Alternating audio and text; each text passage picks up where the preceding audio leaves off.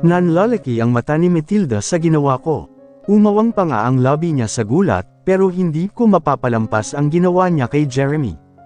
Walang hiya ka, malakas na sigaw niya, ngunit inunahan ko siyang sampalin. Hindi ako ang asawa pero anong klaseng babae ka? Bakit mo pinabayaan si Jeremy? Ngayon, may gana ka pang magalit. Kasi blinok niya ang ATM cards mo. Tumingin siya kay Jeremy. So nagkabalikan pala kayo ng kabit mo, Jeremy. Sinampal ko ulit siya sa galit ko na tinawag niya akong kabit. Napahawak siya sa pisngi niya. Kailanman hindi ako kabit. Ano man ako noon, iyon ay dahil wala akong kapangyarihan para ipaglaban ang karapatan ko. Pinagtanggol ko si Jeremy pero matapos kong sampalin si Matilda, malakas na hinablot ni Jeremy ang kamay ko. Anong ginagawa mo? Kunot noong tanong niya. Natulala ako. Jeremy, sinasaktan ka ng babaeng yan. Ang sabi ko. Asawa ko ang sinasampal mo. Puno ng gigil na sabi niya. Natigilan ako at parang napahiya. Nakita ko ang ngisi sa labi ni Matilda. O ano ka ngayon? Ang sabi nito sa akin. Sinaman ko siya ng tingin. Humingi ka ng tawad sa kanya. Ang sabi ni Jeremy. Namumuuna ang luha sa mga mata ko. Ayaw ko, sabi ko habang nakatitig kay Matilda. Anong sabi mo? Para nang kulog ang boses niya. Pakiramdam ko ay pinagtulungan ako. Ayaw ko, kulang pa sa kanya ang ginawa ko. Sabi ko habang nakatitig kay Matilda na nakatingin sa akin na puno ng panunuya. 7 years ago, muntik ko nang mawala ang mga anak ko dahil sa kanya. Labis ang galit ko sa kanya at kay Chairman. Baka kulang pa ang ginawa ko sa iyo noon para matauhan ka, sabi niya sabay taas ng kilay. Pinunasan ko ang luha ko sa mata ko. Pag nagkataon na tinulak mo ko sa hagdan noon at naligay ako sa kapahamakan, babalikan talaga kita at kahit ikasira pa ng pagkatao ko, gagawin ko may tulak lang din kita sa hagdanan. Nasindak siya sa sinabi ko dahil nawala ang ngisi sa labi niya.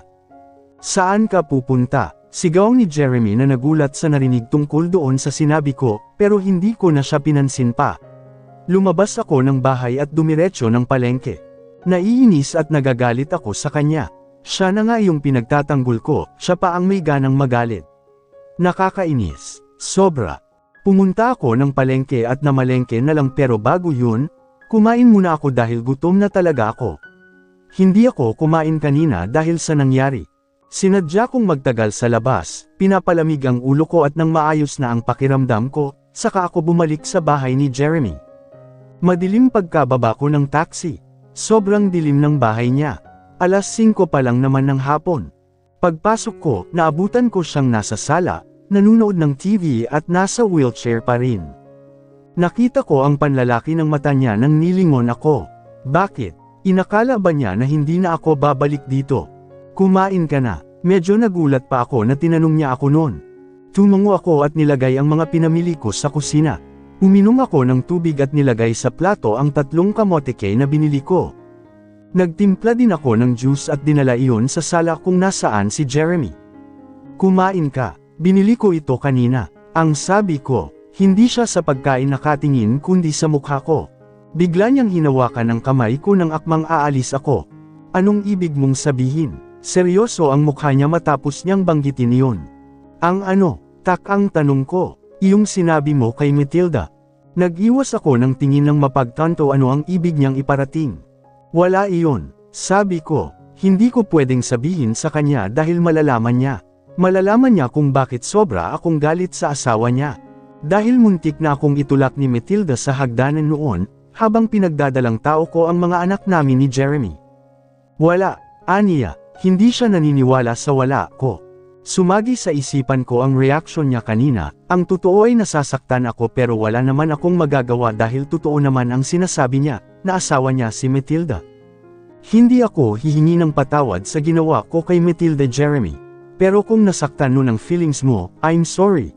Iyon lang ang kaya kong ihiningi ng tawad sa ngayon. Nakita ko ang pag-awang ng labi niya. Akala ko may sasabihin pa siya pero wala na. Nang mapagtanto ko na hindi na siya magsasalita, umalis na ako at iniwan siya. Nilagay ko sa fridge at aparador ang mga groceries. Binuksan ko rin ang ilaw bago magluto. Jeremy, tawag ko. May request ka ba, na gusto mong kainin? Tumitig lang siya sa akin at umiling. Tumango ako at nagluto na lang ng maisipan kong lututan. Naghain lang ako sa mesa at tinulungan si Jeremy na makapunta ng kusina. Busog pa ako, hindi muna ako kakain, ang sabi ko. Sa kwarto lang ako at kung kailangan mo ng tulong ko, tawagin mo lang ako. Tumango siya at pinabayaan akong umalis. Nagtaka ako sa inasal niya ngayon. Hindi ko alam kung bumait na ba siya. Pero sana magtuloy-tuloy. Pinagpatuloy ko ang pagsusulat ko. Isang oras din ang ginugol ko doon bago lumabas para puntahan si Jeremy dahil hindi niya ako tinawag. Nakita ko na siya sa sala, nanunood ulit ng palabas habang ang pinagkainan niya ay nasa lababo na. Lumapit ako sa kanya, nakainom ka na ng gamot.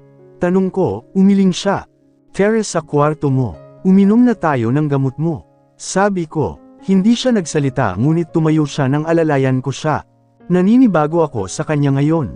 Mula nang makabalik ako dito, hindi nabugnutin ang mukha niya.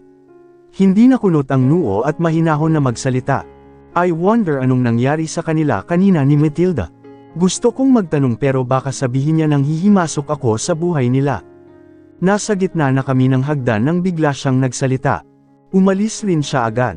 Nagtaka ako sa ibig niyang sabihin. Matilda, dagdag niya. Ah, okay. Tumango ako bilang sagot. I'm not defending her, sabi niya ulit sa gitna ng pananahimik ko. Nilingon ko siya at nakita siyang nakatingin sa akin. Hindi yun defend kanina, pero tapos na yun. Wala na ako doon. Why are you so silent? Ano namang sasabihin ko? Natigilan siya at pagkaraan ay nalukot ang mukha. I said, I'm not defending her. Tumataas na ang tono ng boses niya.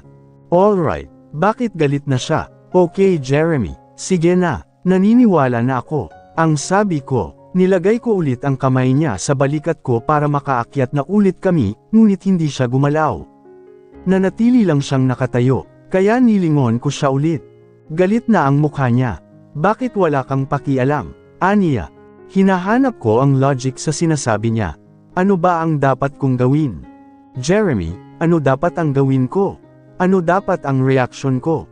Naiintindihan ko naman. Asawa mo siya, kaya maiintindihan ko kung didepensahan mo siya. I said, I'm not defending her. Napatalon ako sa sigaw niya. Bakit ba galit siya? Inis niyang binawi ang kamay niya sa akin. Huwag mo akong hawakan. Aniya at pinilit humakbang paakyat sa hagdan, gamit ang saklay kahit na nahihirapan. Kinakabahan ako habang nakatingin sa kanya, kaya agad ko siyang nahawakan nang makita na natutamba na siya. Ano ba? Sabi ng huwag mo kong hawakan. Natamba siya kaya napatili ako sa takot. Buti ay nakahawak pa siya sa railings nung patamba na siya. Umiiyak na ako. Jeremy, hagulhol ko kasi ayaw niyang tulungan ko siya kahit na nahihirapang makaakyat. Huwag mo nga sabi ako hawakan. Wala ka namang pakialam diba? Namumulang sigaw niya. Iyong luha sa mga mata niya ay naroon na sa gilid. Napatikip ako sa bibig ko. Umalis ka na lang, pakiusap. Para akong sinaksak nang marinig ang boses niyang nabasag. Pero hindi ako kumilos. I hate you. I really hate you. Sana hindi ka nalang kinupkup ni mama.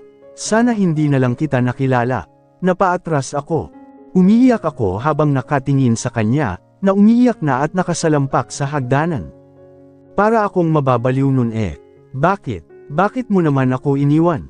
Bakit ka biglang nawala? Saan ka nagpunta? Bakit mo ko hinayaan? Sunod-sunod na sabi niya habang nakatingin sa akin.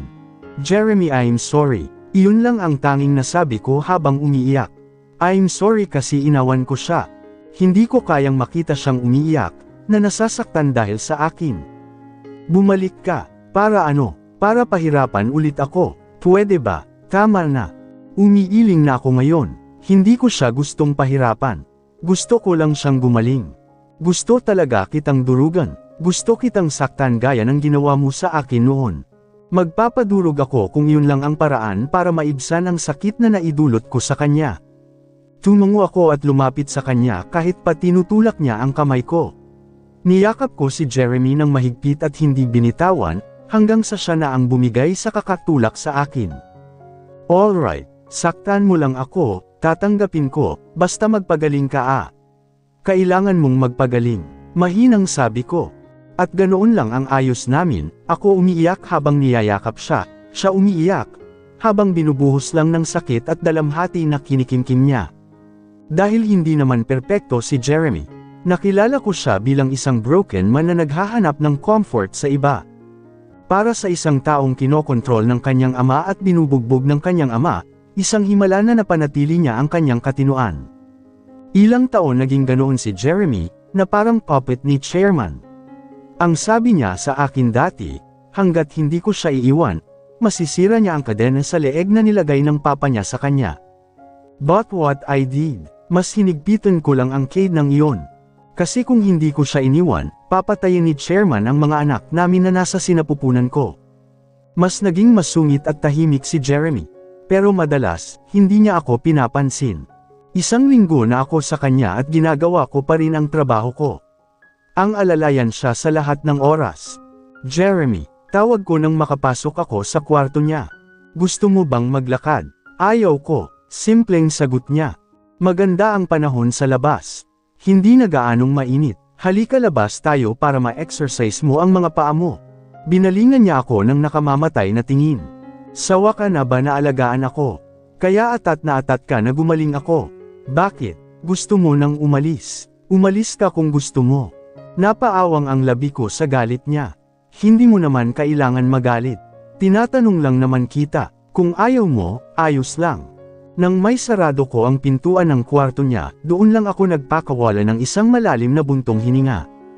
Ilang araw ko na siyang sinusuyo, ayaw naman niya akong palapitin sa kanya. Naging bato na ba ang puso niya? Kaaway na ba ako sa mga mata niya? Nakakatayo na siya at nakakahakbang na kahit wala ang saklay pero kailangan pa rin ng alalay. Kailangan kong mamalengke ulit bukas dahil ubos na ang stocks. Gusto ko sana siyang isama pero baka magalit na naman siya sa akin. Nakababa na ako at napatingin ako sa labas ngunit may napansin ako sa gate. Nanlalaki ang mata ko nang namataan si Jazz. Nanlalaki ang mata ko sa nakita. Teka, bakit alam niya na nandito ako? Nagmamadali akong lumabas at naabutan ko siyang seryosong nakatingin sa akin. Umatras siya para samandal sa sasakyan niya. Anong ginagawa mo dito? Tanong ko. Bakit hindi mo sinabi na nagtatrabaho ka pala dito? Nakagat ko ang labi ko. Seryoso ang mukha niya, at hinuhuha ko ay galit siya. Jazz, Caroline naman, nakalimutan mo na ba ang ginawa ng pamilya niya sa'yo? Nagbaba ako ng tingin. Sa tingin mo ba, isang magandang desisyon ang pagbalik mo dito sa buhay niya? Hindi ako sumagot. Isa si Jazz sa nakakaalam ng lahat. Hindi ko siya masisisi kung hindi siya sang-ayon na alagaan ko si Jeremy. Kung kailangan mo ng pera, bibigyan kita. Umalis ka na dito at iwan mo siya. Seryosong aniya. Umiling ako. Ayaw ko. Hindi pa maayos ang kalagayan ni Jeremy. Nanlaki ang mata niya at napaawang ang labi. Caroline. Jazz, hindi ito dahil sa pera. Kailangan ako ni Jeremy Jazz. Nagmamakaawang sabi ko. Caroline, naririnig mo ba ang sarili mo? Hahayaan mo ang sarili mo na tawagin na namang kabit ng kung sino. Hindi ako narito para maging kabit niya Jazz. Gusto ko lang siyang gumaling. Napapikit si Jasper, tila pinipigilan ang sarili. Hindi ka asawa Caroline, kaya wala ka sa posisyon para sabihin yan. Hindi mo trabaho ang ginagawa mo. Asawa dapat niya ang nag-aalalaga sa kanya at hindi ikaw.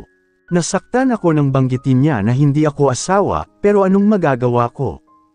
Tumingin ako kay Jazz at ngumiti ng mapait. Mahal ko para siyang tinakasan ng dugo sa sinabi ko. Natulala siya at nakita ko ang pagdaan ng lungkot sa mata niya. Lumapit siya sa akin at niyakap ako. I'm sorry Jazz. Ang tanging nasabi ko. Umiling siya at hinaplos ang buhok ko.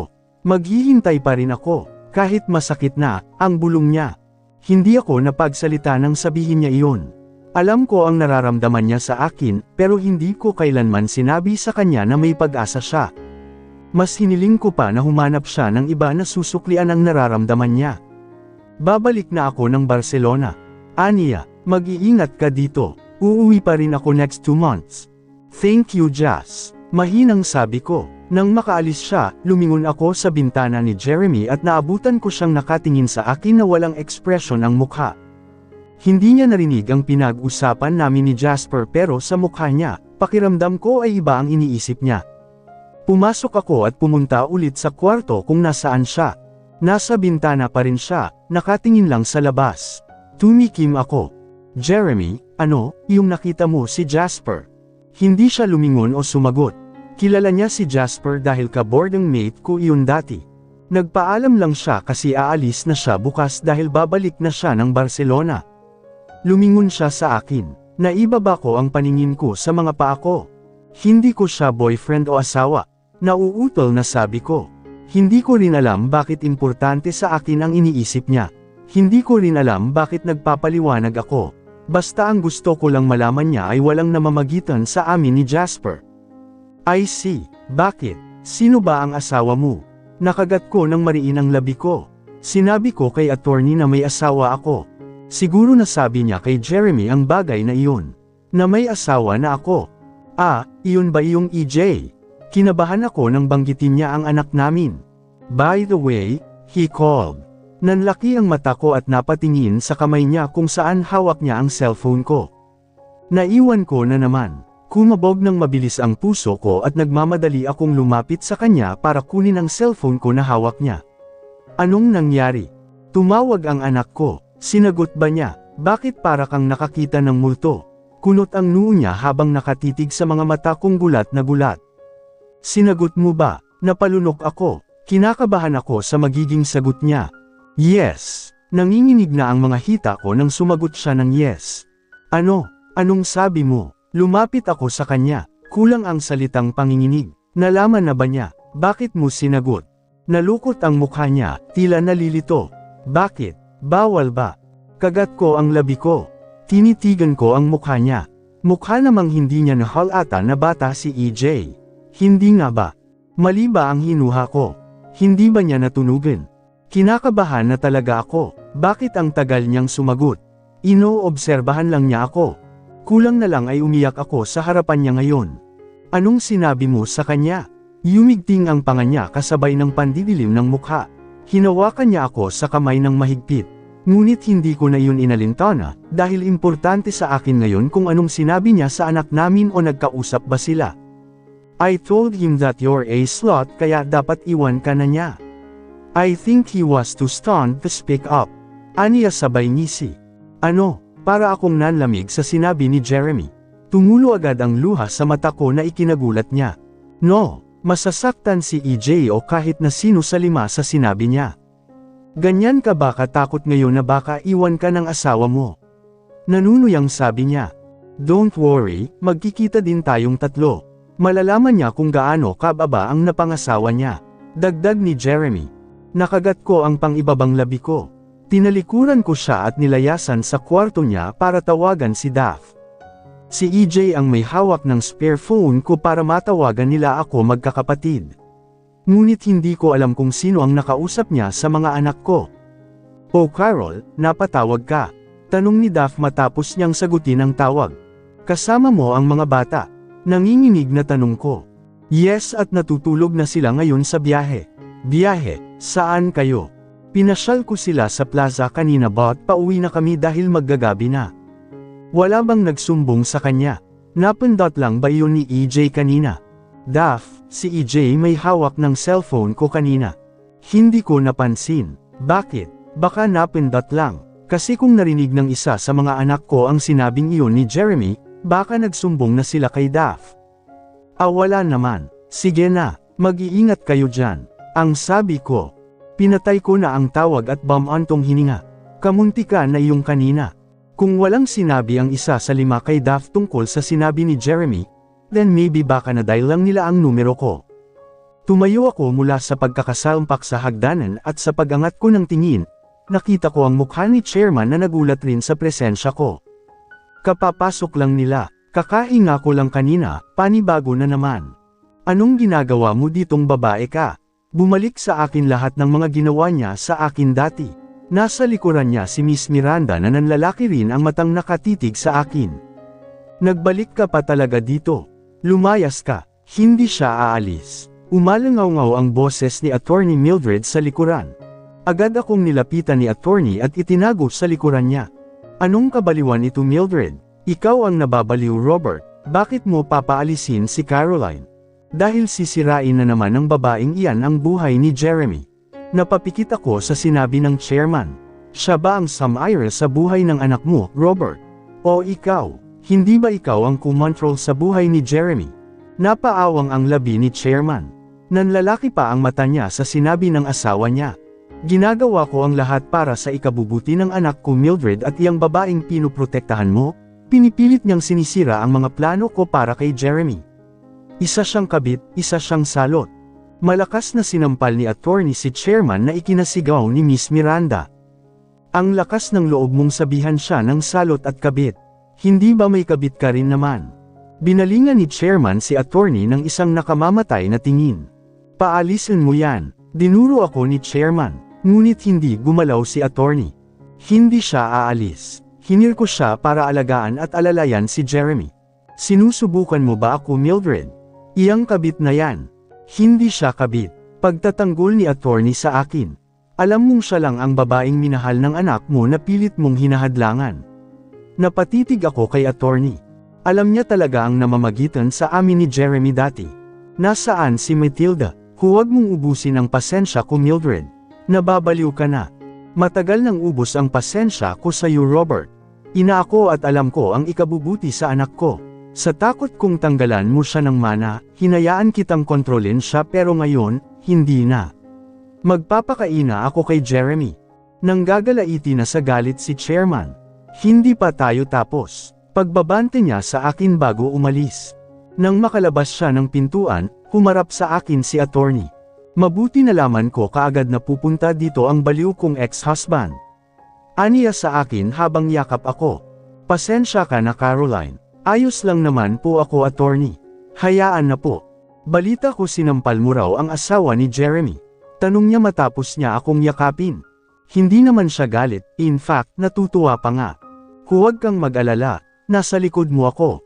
Hindi ka mapapahamak kahit sa ang husgado pa nila dalhin ang kaso laban sa'yo. Kumunat ang noo ko. Po, baka kasi sampahan ka ng babaeng iyon ng physical abuse. Natawa ako at nagpasalamat sa kanya. Hindi pa rin nagbabago si attorney. Siya pa rin ang mama na nag-alaga sa akin noon.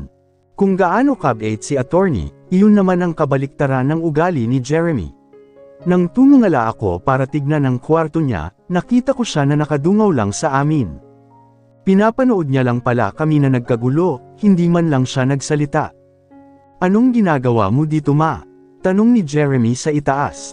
Ngumuso si attorney. Why so cold anak? Sinusungitan mo ba itong si Caroline? Tanong ni attorney. Sus, kunwari ka pa ah. Tumingin lang si Jeremy sa akin. Stop bluffing ma, aniya. Ninisihan siya ni attorney. Ano ba kasing problema, anak? Kapag itong si Caroline umalis, kawawa ka. Tumingin ako kay Jeremy at masama na itong nakatingin sa mama niya pero si attorney, ayon, parang wala lang. Mabuti nang umalis siya, may asawa na siya hindi ba? Galit na siya, masama pa itong nakatingin sa akin. Hindi ko naman siya inaaway at isa pa, hindi ko nakakalimutan ang sinabi niya sa akin kanina na swat daw ako. Kung sa bagay, may asawa na si Caroline. Kay kayo, ani ni attorney at tumawa pa.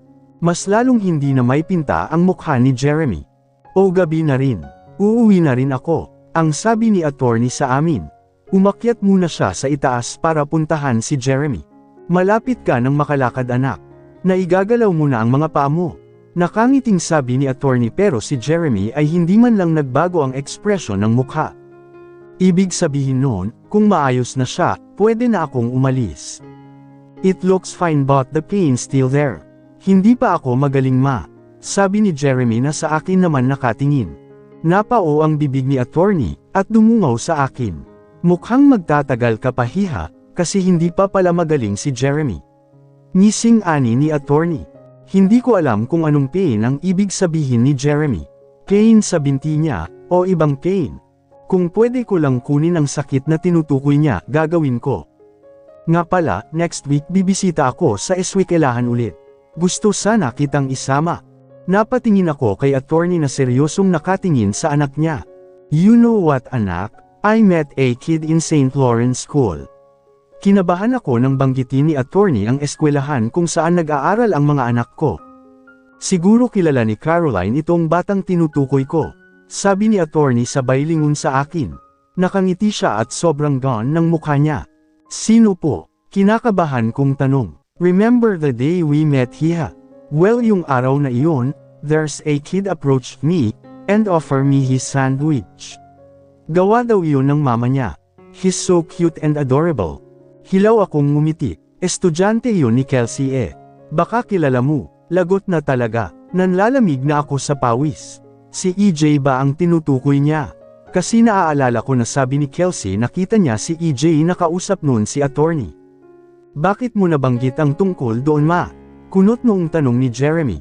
Wala naman anak. Naalala lang kita sa batang iyon. Medyo may hawig kasi kayo pero mas cute siya. Kaya kung gusto mo sumama sa akin next week, sama ka para naman makilala mo ang batang iyon. Wait, ano nga ulit name niya? Ani ni attorney. Pumikit na ako at lihim na dinarazzle na sana ibang pangalan ang banggitin ni attorney. Ah, right, his name is Emmanuel. Napahawak ako sa railings ng hagdan. Pakiramdam ko ay umikot ang mundo ko nang banggitin ni attorney ang pangalan ng anak ko. Si EJ. Si EJ nga ang batang tinutukoy niya. Hindi na ako halos makahinga. Agad akong tumalikod at nagpaalam sa mag-ina na pupunta lang ako ng kusina kasi kung magtagal ako sa harapan nila, baka nabuko na ako. Umalis si attorney matapos nila mag-usap ni Jeremy. Mabuti at hindi masiyadong inisip ni Jeremy ang tungkol sa sinabi ng mama niya. Sana lang hindi siya sumama sa mama niya next week. Kung sasama siya, isasama niya ako, at oras na makita ako ng quintuplet, lagot na talaga ako. Kinabukasan, nasa kwarto niya ulit ako. Pero iniwan ko na ang cellphone ko sa kwarto ko at baka kung saan ko na naman maiwan yun. Jeremy, mamamalengke ako. Tumingin siya sa akin. Gaya ng dati, tatahimik na naman siya kaya tumango na lang ako at umalis na. 4 na oras din ako nawala at nabisi sa pamamalengke. Pag-uwi ko, naabutan ko ang bahay na maraming bodyguards. Nasa pintuan ako at natano ko si Matilda kasama ni Miss Miranda. Si Jeremy ay nasa couch at sinusubuan siya ni Matilda ng mangga. Jeremy, tawag ko at seryosong nakatingin sa kanila. Anong ginagawa nila dito? Mahigpit na pinagbabawal ng chairman ang paglapit mo kay Sir Jeremy, at kung ipagpipilitan mo ang paglapit sa kanya, mapipilitan kaming ipadampot ka sa kapulisan. Sabi ni Miss Miranda. Ever since, ramdam ko talagang ayaw niya sa akin. Ganoon siya ka-loyal kay chairman. Tumingin ako kay Jeremy na nakatingin naman sa akin. Nakita kong naiirita siya kay Matilda pero mukhang mas naiinis siya sa akin. Umalis ka na dito hanggat hindi pa kita pinapadampot sa mga bodyguards. Sabi ni Miss Miranda. Napahinto ako at napatitig kay Miss Miranda. Nagsimula na siyang magbilang. Tumingin ako kay Jeremy, kung hihingi siya ng tulong sa akin, hindi ako aalis. Pero anong tulong ang aasahan ko galit ang nakikita ko sa mga mata niya. Tumalikod na lang ako nang biglang nagsalita si Jeremy na nagpahinto sa akin. Walang kwenta, ang sabi niya, napalingon ako sa kanya at nakitang masama siyang nakatingin sa akin. May bodyguard sa gilid ko na handa nang sugurin ako. Tumitig ako sa mata niya. This what I did 7 years ago. Napapikit ako kasi gaya noon, wala pa rin ako sa posisyon para bawiin siya kay Matilda. Clearly, si Matilda ang may karapatan sa kanya dahil ito ang asawa niya, ngunit hindi ko alam bakit may nagudyok sa akin na puntahan siya at bawiin siya sa asawa niya. Tara na sa kwarto mo. Ang sabi ko nang malapitan ko sila. Nabigla si Matilda sa ginawa kong pagtulak sa kamay niya kay Jeremy. Si Jeremy din ay nanlalaki ang matang nakatingin sa akin. Hindi ko alam anong tumatakbo sa isipan niya. Biglang lamambat ang mukha niya at humawak siya sa bewang ko ng mahigpit. Akala niya siguro aalis ako. Gutom ka na, dinalhan kita ng pizza, ani ko. Binaliwala ang masamang tingin ni Miss Miranda at Matilda sa akin. Guards! Sigaw ni Miss Miranda, ngunit may mga panibagong guards ang pumasok. Magkakagulo kung gagalawin niyo si Miss de la Vega, ayon sa utos ni attorney. Ang sabi noong bodyguard na kakapasok lang. Nanlaki ang mata ni na Miss Miranda. Paalisan niyo si Miranda at Matilda. Ang sabi ni Jeremy na ikinalinggan ng dalawa sa kanya. Masusunod Sir Jeremy. Ang sabi noong guard at nilabas ang dalawa. Galit na galit ngayon si Matilda habang nakatingin sa akin. Nang mawala na sila sa paningin namin, tumingin ako kay Jeremy. May mga tauhan ang mama mo sa labas. Gulat na tanong ko. Nagulat talaga ako sa pagpasok nila. Sinaman niya ako ng tingin. What happened to your brain? Akala ko ba matalino ka? Hindi mo man lang naisip na may spy si mama sa labas ng bahay. Ito naman, ang sakit magsalita. Halika na, gutom na ako, sabi niya. Ha, inis niyang pinitik ang noo ko. Akala ko ba may pizza kang dala? Nasaan? Ay oo nga pala, saan mo gustong kumain? Dito lang sa sala o sa kwarto mo? Dito na, Anya, tunungo ako. Okay, ang sabi ko. Dinala ko siya sa kusina at kinuha ang mga pinamili ko na basta ko lang pala binitawan kanina, sa tapat ng pintuan. Napatingin ako kay Jeremy. Masungit at masakit pa rin siya magsalita, pero may improvement na ngayon ang pag-uusap namin. Don't assume that we're okay. Gusto pa rin kitang durugan. Out of nowhere natugon niya habang nilalagyan ko siya ng pizza sa plato niya. Napabuntong hininga ako, sobrang hirap siguro sa kanya na hindi na magalit sa akin. Tumungo lang ako at ngumiti pa rin. Slowly, nasasanay na rin naman ako sa pagsusungit niya sa akin. Kinagabihan, nasa kwarto na ako at kausap ko ang mga anak ko. Sinigurado kong nakalak ang pintuan. Mama, sabi mo uuwi ka. Ani ni AJ. Yes mama. Mula nang mag-work kayo, hindi na kayo umuuwi ng bahay. Si DJ. Busy pa kasi si mama mga anak. Tumingin ako sa likuran ni BJ at naabutan si CJ na nakatitig sa akin na tahimik. CJ, nagtatampo ka ba kay mama anak? Tanong ko, umiling siya. Are you okay there mama? Ang tanong niya, tumungo ako. Oo naman, maayos lang naman si mama. Sabi ko sa kanila sabay ngiti. Mama, uwi ka dito sa Sunday please. Miss ka na namin. DJ. Hindi ko alam anong isasagot. Pero susubukan kong magpaalam kay Jeremy na baka pwedeng umuwi muna ako ng isang araw sa amin. Susubukan ni mama mga anak. Sabi ko, malungkot silang ngumiti bago nag-good night isa-isa sa akin. Kinausap ko muna si Daph tungkol sa mga bata at matapos nun natulog na ako. Sa kalagitnaan ng tulog ko, naalimpungatan ako dahil sa malakas na katok ng pintuan. Tumayo ako at tumingin muna sa orasan. 3:00 pa lang ng madaling araw. Kumunat ang noo ko nang pinagbuksan iyon. Naabutan ko si Jeremy sa labas ng pintuan na hinihingal at pawisan. Jeremy, hindi ko na natuloy ang sasabihin ko nang bigla niya akong yakapin. Iyong yakap na para bang anumang oras ay mawawala ako. Ramdam ko na sobrang basa ng damit niya dahil sa pawis. Anong nangyari? Bakit ganito ang reaksyon niya? I thought you left. Mahinang sabi niya.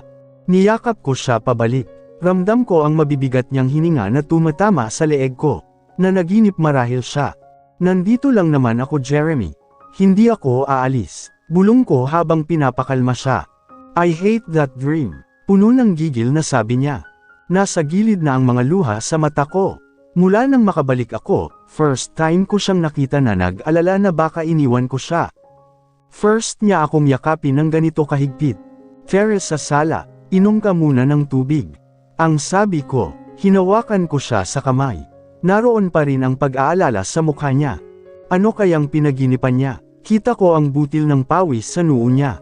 Napabuntong hininga ako at pinunasan ang pawis na iyon sa noo niya gamit ang kamay ko. Naka-on na nga ang AC pero heto.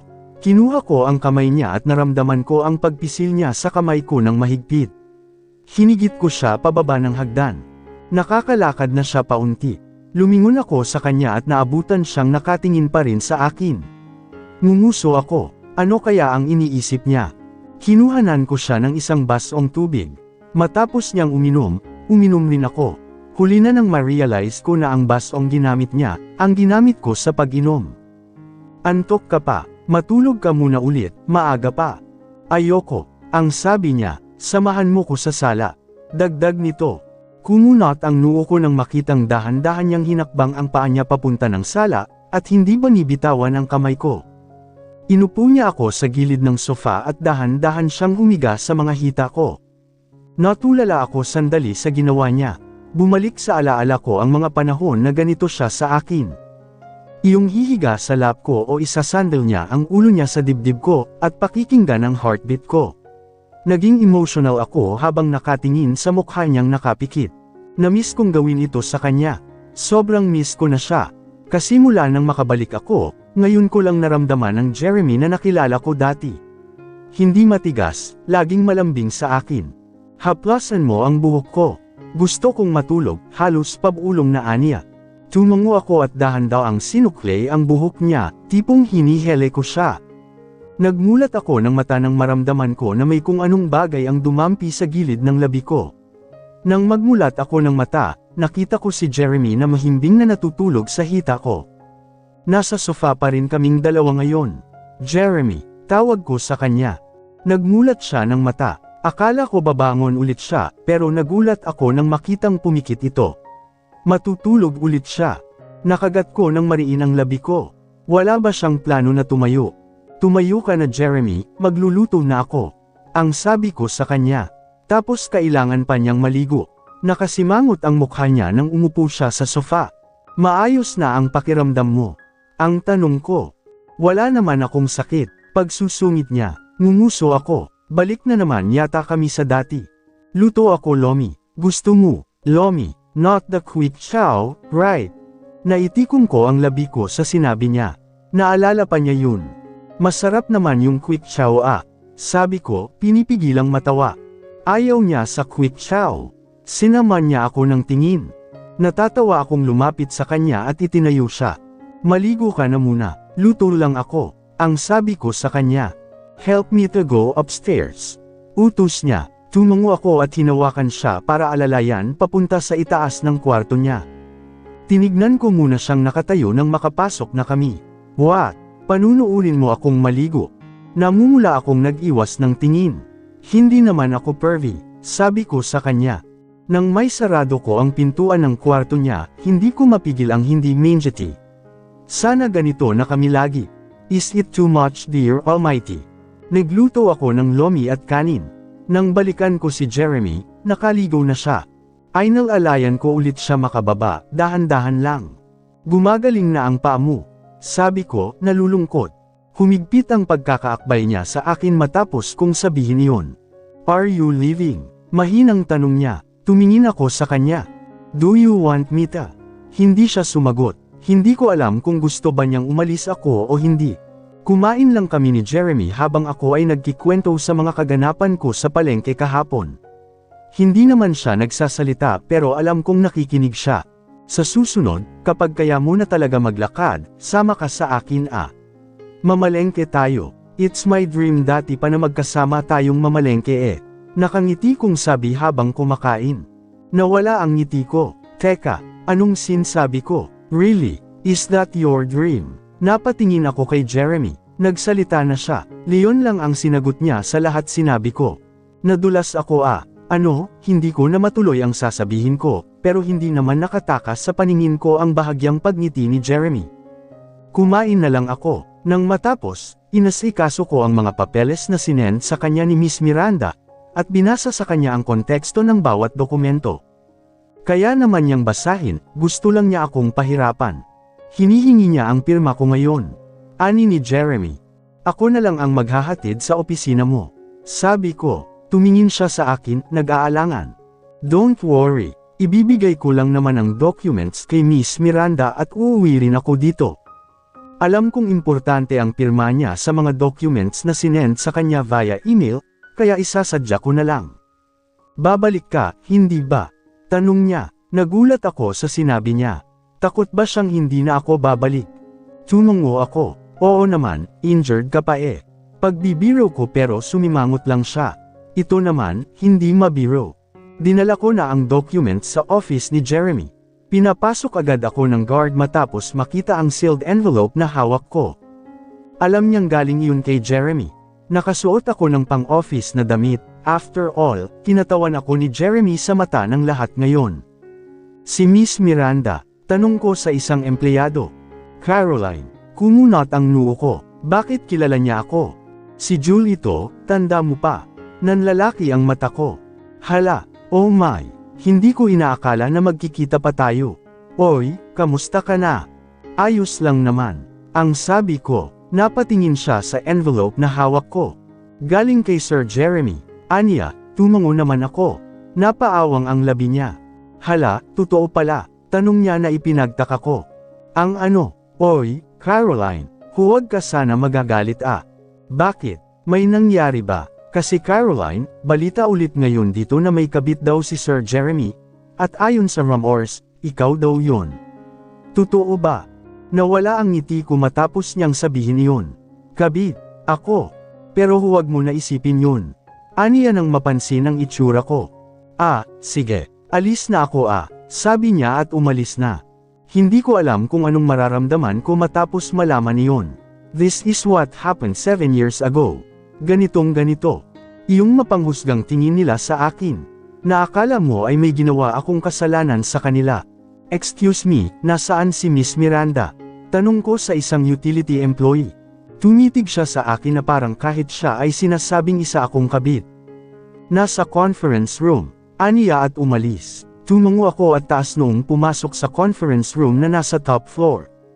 Pagkapasok ko, maraming pares ng mata ang namataan ko kasama na doon ang kay Chairman at Matilda. Speaking of, anong ginagawa ng kabit ng asawa ko dito? Ang sabi ni Matilda. Malamig ko siyang tinapunan ng tingin. Sabihin mo ang dapat mong sabihin pero hindi ako kabit ni Jeremy. Ang sabi ko. Hindi pero sa bahay ng asawa ko nakatira. Ano ka, parausan lang. Tumawa ang ilan sa mga tao na nakarinig. Tumingin ako kay Miss Miranda at nilapag ang envelope na pinadala ni Jeremy sa table, malapit kay Chairman. Kung matino ka sanang asawa, ikaw sana ang nandoon at nag-alaga kay Jeremy. Ang sabi ko kay Matilda at mukhang napahiya siya. Malalaki ang hakbang niyang lumapit sa akin at sinampal ako. Inayos ko ang buhok kong nagulo. Kung papatulan ko siya, magmumukha akong walang delikadesa sa harapan ng maraming tao. Everyone, may I present to all of you, the mistress of my husband. No other than, Caroline de la Vega. Sigaw ni Matilda na mukhang hindi titigil hanggat hindi ako mapahiya sa harapan ng maraming tao. Maraming flash ng camera ang tumutok sa akin. Tumingin ako kay Chairman at nakita ko ang pandidiri sa mukha niya. Natawa rin siya sa itsura ko at nagawa pa niyang makipagbulungan sa kasamahan niya. Halos silang lahat ay mababa ang tingin sa akin. O ano ka ngayon? Saan ang tapang mo? Sabi ni Matilda. Nilagay ko ang ilang hibla ng buhok ko sa tenga ko. Hindi ako kabit ng asawa mo. Sekretarya niya ako at hiniling sa akin ng mami niya na tulungan ko siya, dahil isa kang irresponsibleng asawa. Nasaan ka kapag kailangan ka ng asawa mo? Nanggagalaiti na ang mukha niya. Natigil ang tawanan ng mga tao sa paligid. Si Matilda ay gusto na yata akong durugan. That's enough, sigaw ni Chairman. Ganyan ka ba kabobo? Walang delikadesa, ang sabi niya rekta sa akin. Humarap ako sa kanya at ngumiti. Pasensya na po ha Chairman. May pinag-aralan po ako. Kung wala akong delikadesa, sinabunutan ko na sana ang daughter-in-law mo. Pasensya na rin ho, hindi ko naman hahayaan na tapak-tapakan ako ng kung sino. Tumingin ako sa kanilang lahat. Nagbaw ako at ngumiti. Have a good day? Pagkatapos kong sabihin yun, tumalikod na ako para umalis. Narinig ko pa na sumigaw si Chairman na bastos ako at walang galang. Kahit gaano ako katigas kanina, hindi ibig sabihin noon na hindi na ako nasaktan. Naiiyak ako, pinipigilan ko lang. Hindi ko ibibigay sa kanya ang kasiyahang hinahanap niya. Paglabas ko ng kumpanya, umurong ang luha ko nang makita ko si Ivana. Sabihin mo lang at susugurin ko ang babaeng iyon, sabi niya. Lamabi ako at tumakbo palapit sa kanya sa kaniyakap siya. Nana, sabi ko, sus, ikaw talaga, ang sarap mong kurutin. Huwag mo nga ako tawaging nana, aniya. Isinubsob ko ang mukha ko sa leeg niya. Napanood ko ang nangyari kanina. Live ang nangyari sa conference room.